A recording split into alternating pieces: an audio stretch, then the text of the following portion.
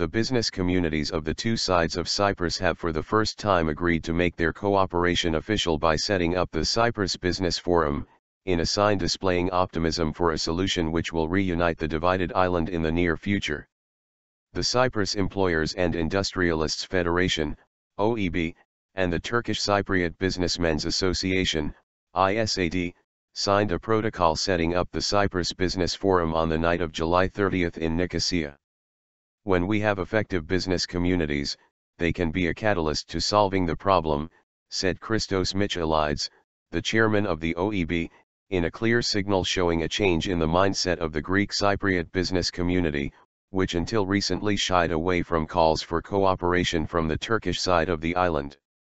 We look forward to enhancing information and promoting cooperation between us, he said. While the Greek administration in the south is recognized internationally as representing the Cyprus Republic, Turkish Cyprus suffers from an embargo. The intra-trade on the island between the two communities is very limited. The change in the Greek Cypriot business leaders is attributed to the financial crisis, which has been hitting the south of the island for the past few years. The economic crisis in Greece has also had a deteriorating effect on the recovery efforts of the economy in the south, which used to perform well until the early 2000s. If we are serious and effective, we can develop the best for the two communities, Michaelides said.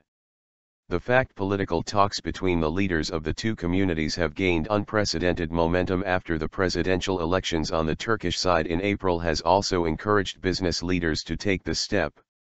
This initiative is the work of Cypriots on both sides, said IŞAD head Metin City, adding there had been no involvement of outside actors like the United Nations or the European Union.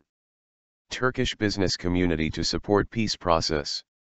Turkish Enterprise and Business Cooperation, Turkinfed, head Tarkan Katolu offered to support the peace process by sharing the organization's experience to boost economic projects in conflict-driven zones.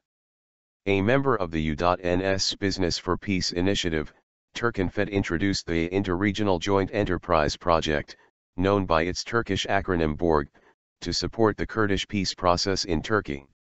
Our aim with BORG is to attract long-term investments to conflict-driven zones.